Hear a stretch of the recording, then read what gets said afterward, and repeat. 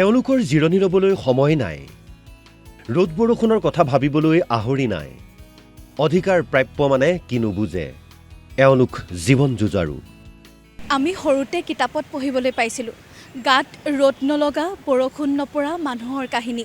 আমাৰ সমাজত এনে কিছু লোক আছে যিসকলে সূৰুজৰ প্ৰখৰতাত থিয় দি দিনে নিশাই কৰি যায় নিজৰ কৰ্ম। এওঁলোক হৈছে জীৱন যুঁজাৰু। জীৱন যুদ্ধত জয়ী হ'বলৈ কৰিব লাগিব কৰ্ম, কৰিব লাগিব কষ্ট। জীৱনটোৰ লগত যুদ্ধ কৰাৰ বাহিৰে এওঁলোকৰ কোনো বিকল্প নাই। কুকুৰা চৰাই মাত দিলে উঠোঁ আৰু উঠি আহোঁ আৰু সন্ধিয়া শালিকা চৰাই মাত দিব না, সোমাবৰ কাৰণে বাহা বিচাৰি ফুৰে। সেনেকৈ এতিয়া আমি সোমাবৰ কাৰণে বাহা বিচাৰি ফুৰিব লাগিব ঘৰত যাই বোলে টাইমটো বাহা বিচাৰিব লাগিব না ঘৰত। বতৰে কি ৰূপ সলায় ঠিকনা নাই। হঠাৎ আহে বৰষুণ, কোনোবাখিনি সময়ত প্ৰখৰ ৰ'দ। বতৰৰ কালৰূপ সহি সামৰি থ'ব পাৰে এওঁলোকে। সঁচা অৰ্থতেই এওঁলোক যেন গাত ৰ'দ নলগা আৰু বৰষুণ নপৰা মানুহ। আপুনি যদি নিজৰ কৰ্ম কৰি ক'ৰবাত অলপ সময়ৰ কাৰণে ফেন এখনৰ তলত বহিব বা এচিৰ বতাহ অকণ ল'বলৈ সুবিধা পাইছে, ইয়াৰ বিপৰীতে এইসকলেনো ক'ত জিৰণি লয় চাওঁ আহকচোন।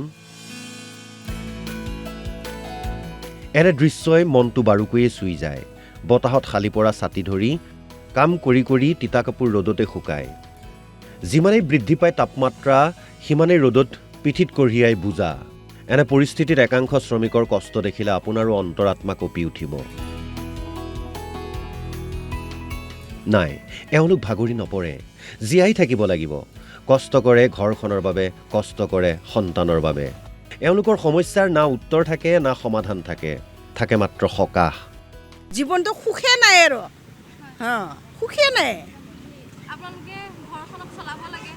ঘৰ চলাব লাগে, ঘৰ নচলালে নহয়। ল'ৰা ছোৱালীক খুৱাব লাগিব। ল'ৰা ছোৱালীক যদি নোখোৱাওঁ তেন্তে আৰু ক'ত চুৰহে কৰিব যাব, মায়েক বা মায়ে নেদে হেন নেদে বিলাকে। সেইকাৰণে ল'ৰা ছোৱালীৰ কাৰণে কষ্ট কৰি আছোঁ আৰু বহিকে। 4টা বজাতে ওলাই আহোঁ মানে। ৰাতি ঘৰ সোমোৱা 6টাও বাজে, কেতিয়াবা 6:30 বাজে, সেনেকৈ টাইমতে। আৰু ঘৰত যাই কাম কৰিব লাগিব, ভাত বনাব লাগিব। কষ্টটো বহুত হয়, তথাপিও আৰু চলিবৰ কাৰণে আহোঁ আৰু। চলাব লাগিব, ল'ৰা ছোৱালী পঢ়াব লাগিব। হ'লে মোৰ আজি 10-12 বছৰমান হৈছে। আমি ৰাতিপুৱা এনে শুই উঠাটো আমি 3টা বজাতে উঠোঁ আৰু নিজৰ টিফিন লৈ আহিব লাগে। তাৰপিছত আকৌ তাৰ পৰা বজাৰত সোমাওঁ। আমাৰ সপ্তাহীয়া বজাৰত সোমাই তাৰ পৰা বজাৰ কৰোঁ আৰু বজাৰ কৰি ইয়াত অহালৈকে আমাৰ 7টামান বাজে, 7টা 7:30 এনেকৈ বাজে। আমি কেতিয়াবা কোনোবাখিনি সময়ত মনতে ভাবি লওঁ যে এয়া নিজৰ কৰ্মৰ ফল। সময় থাকোঁতেই নপঢ়িলে, কষ্ট নকৰিলে শেষৰ জীৱন এনেকুৱাই হয়। কিন্তু এইসকল শ্ৰমিক বা ক্ষুদ্ৰ ব্যৱসায়ী কোনোবাজন নহ'লে আপোনাৰ আমাৰ জীৱন বাৰু কেনেকৈ চলে?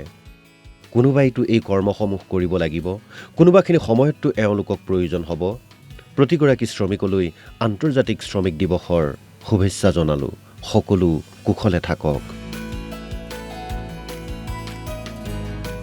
ভিডিঅ' জাৰ্নেলিষ্ট অনিৰ্বাণৰ সহযোগত তুস্মিতা গগৈৰ ৰিপৰ্ট, অসম লাইভ 24।